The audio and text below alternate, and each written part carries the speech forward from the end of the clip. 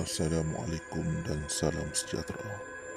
Di dalam kisah misteri kali ini, saya akan menceritakan berkenaan dengan kisah sejenis makhluk halus yang dipanggil hantu raya. Hantu raya dalam budaya Melayu merujuk kepada sejenis makhluk halus dan perkara tahyul. Ia dikatakan terdiri daripada golongan jin atau syaitan yang dipelihara bagi tujuan-tujuan membantu tuannya melakukan kerja dan juga bagi memudaratkan musuhnya. Pemeliharaan makhluk halus ini dikenali sebagai saka.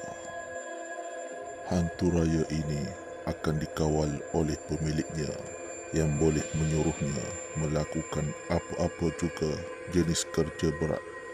Hantu raya juga boleh disuruh oleh tuannya bagi merasuk seseorang. Hantu raya mempunyai keupayaan menjelma sebagai manusia biasa atau haiwan-haiwan peliharaan, dan biasanya hantu raya akan menjelma sebagai tuannya. Hantu raya yang dipelihara akan diberi makan sebagaimana yang dipersetujui. Biasanya, makanan yang disediakan dikenali sebagai acak. Sajian termasuk telur, ayam panggang, pulut kuning dan sebagainya. Sekiranya tidak dijaga dengan baik dan diberi makan, hantu raya yang kelaparan akan menyerang tuannya sendiri. Hantu raya biasanya perlu diwarisi, dan sekiranya tidak diturunkan kepada waris, tuannya akan menjadi bangkai bernyawa. Tubuhnya mati dan berbau busuk. Tetapi apabila hendak dikebumikan, ia akan bangkit seperti manusia hidup. Selain itu, ia akan makan dengan lahapnya apabila diberi makan. Di tanah Jawa, hantu raya dikenali sebagai genderuwo yang ada serba sedikit kaitan dengan makhluk mitos Hindu Gandharewa dan raksasa ganas mitos agama Majusi iaitu Gandhava. Hantu raya biasanya dipelihara bagi tujuan membantu tuannya melakukan kerja-kerja berat. Hantu raya juga boleh disuruh untuk membinasakan musuh atau orang yang dibenci pemiliknya. Dinamakan hantu raya bersempena saiznya yang besar, seperti pengguna dalam bahasa Melayu, balai raya, jalan raya dan sebagainya. Hantu raya boleh menyerupai bentuk manusia. Selain itu, hantu raya juga diseru dengan menggunakan pemujaan hidangan sate gagak untuk memuja nombor ramalan, perjudian atau memohon wang yang banyak sebagai harga kepada nilai dagangan jualan sate gagak itu. Hantu raya juga biasanya mampu melakukan kerja-kerja berat seperti yang dilakukan oleh 4 atau 5 orang dengan mudahnya. Seperti mana yang kita tahu, pengamal ilmu sihir hitam atau ilmu sesat ini adalah satu perbuatan syirik di sisi agama Islam. Sedikit perkara yang anda perlu tahu mengenai makhluk halus ini. Pertama, hantu raya akan mengamuk sekiranya tidak dijaga dengan baik. Kedua, tuannya sukar untuk mati sekiranya tidak ada orang yang hendak mewarisinya. Ketiga, hantu raya suka menyamar sebagai pemiliknya dan akan tidur bersama isteri tuannya jika tidak dikawal. Dan yang keempat, anda mesti simpan selipar anda di luar rumah supaya hantu raya tidak dapat masuk dan akan membersihkan rumah anda. Hantu raya biasanya diwarisi melalui ilmu menurun kepada warisnya melalui keris yang diperturunkan dari generasi ke generasi. Biasanya setitik darah tuannya dikehendaki untuk memastikan tuan yang baru akan menurut perintah tuannya. Ramai orang tua yang mengamalkan bahawa dengan mempunyai pendamping ini, mereka merasa selamat dari ancaman musuh. Tetapi hantu raya atau jin ini ada kelemahannya. Satu lagi fakta yang perlu anda tahu mengenai hantu raya.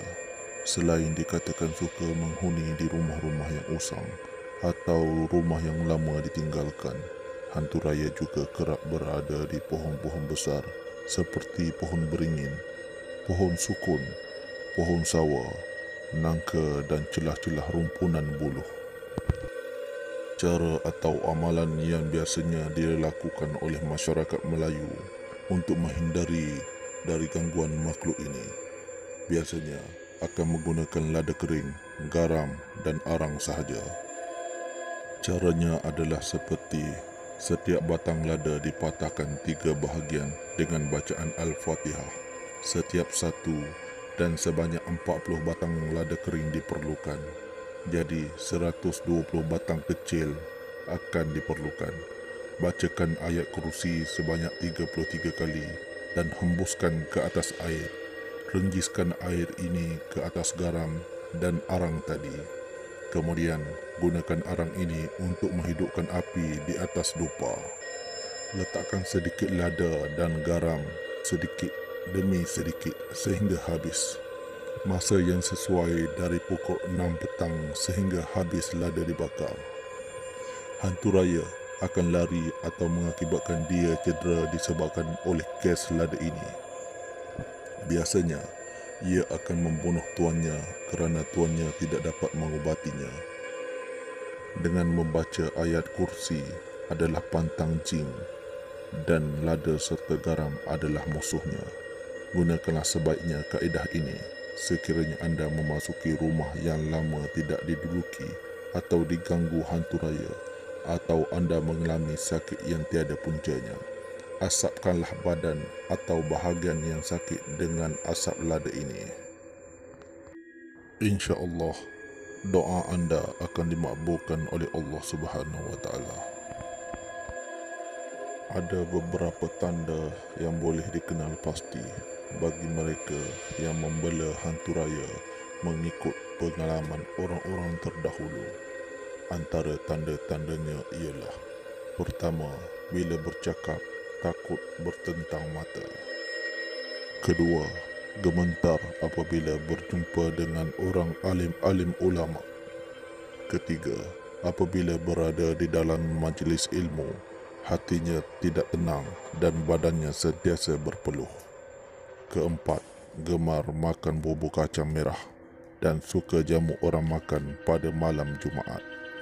Kelima, walaupun dah berumur tapi masih bertenaga seperti orang muda. Keenam, keluar rumah senyap-senyap tanpa beritahu keluarga, terutama isteri. Ketujuh, kerap bawa berpuluh-puluh telur rebus ke dalam hutan. Kelapan, semua orang akan ikut cakapnya bila bermesyuarat. Dan yang kesembilan, mempunyai tenaga yang luar biasa apabila bermain. Mengikut mitos masyarakat Jawa dahulu kala, hantu raya suka menggoda isteri-isteri yang kesepian, ditinggalkan suami atau janda. Dipercayai bahawa benih daripada hantu raya dapat menyebabkan seseorang wanita itu menjadi hamil.